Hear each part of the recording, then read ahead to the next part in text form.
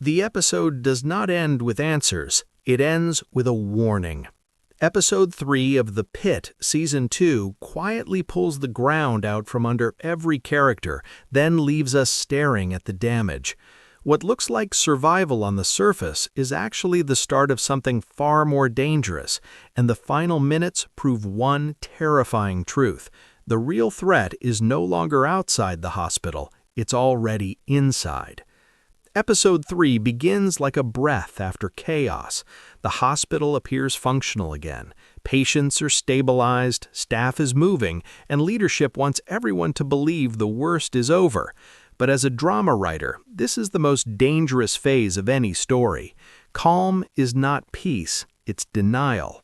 The show carefully builds this false sense of control.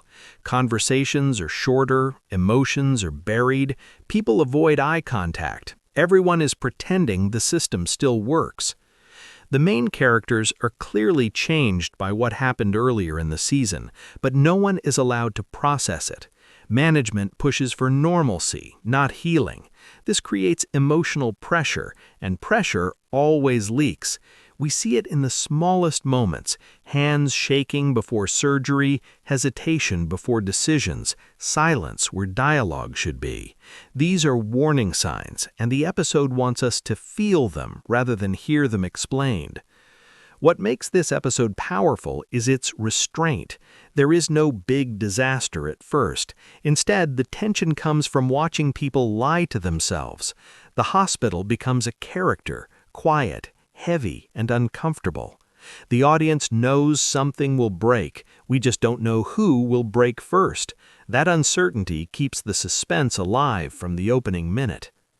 Every major character in this episode is fighting an internal battle. One doctor is driven by guilt, replaying past choices that cannot be undone. Another is obsessed with control, believing that authority can erase trauma. And one character, arguably the most important in this episode, is pretending to be strong while clearly unraveling. What stands out is how the show avoids dramatic speeches. Pain is shown through avoidance, sarcasm, and emotional distance. When characters clash, it is not about policy or procedure, it is about fear. Fear of being blamed, fear of being weak, fear of losing purpose. Episode 3 makes it clear that this hospital does not reward honesty. Speaking up has consequences, so characters choose silence, and that silence becomes dangerous. One decision under emotional stress quietly sets up the episode's ending. It feels small at the moment, but it carries massive weight later. As a writer, this is smart storytelling. Instead of forcing drama, the show lets character flaws drive the plot. No villains are obvious yet, which makes everything more unsettling. Because when everyone is capable of causing harm, no one feels safe. The turning point of the episode arrives without warning. A routine situation suddenly exposes a serious flaw in the system. Protocol fails. Communication breaks down, and instead of fixing the problem, leadership chooses to protect its image. This is where the episode shifts from emotional drama to psychological tension. Characters realize they are trapped in a system that values reputation over lives, and once that realization hits, trust disappears. Colleagues begin watching each other closely. Conversations feel guarded. No one knows who will speak out and who will stay silent.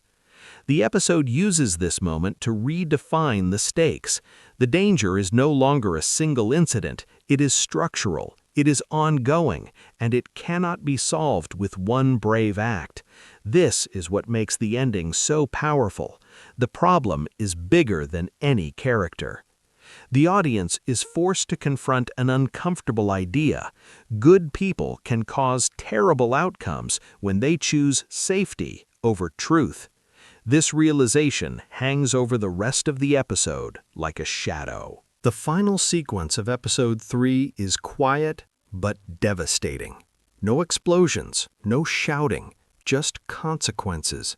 A decision made earlier comes back in a way no one expected. A patient outcome changes. A report is altered. A truth is buried. The most chilling moment is not what happens, but what doesn't. No one stops it. The characters who know something is wrong choose survival over integrity, and in doing so, they cross a line they may never return from. The ending shot is symbolic. A character stands alone, surrounded by activity, yet completely isolated. This image tells us everything.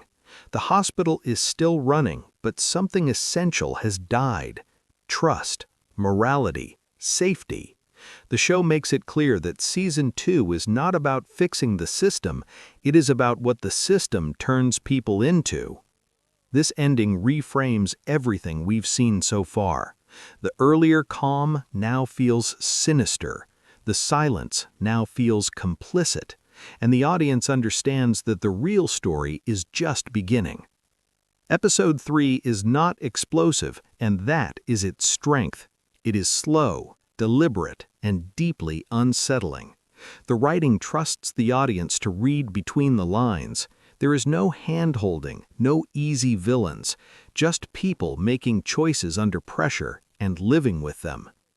From a storytelling perspective, this episode is a foundation. It sets up moral conflict rather than plot twists. Future episodes will not be about accidents or emergencies alone. They will be about accountability, about who speaks up, and about what it costs when they do. The ending confirms one thing: the Pit is evolving. It is no longer just a medical drama. It is a psychological thriller about power, fear, and silence. And if Episode 3 is any indication, Season 2 is heading toward a collapse that no one will walk away unchanged. This wasn't an ending. It was a point of no return.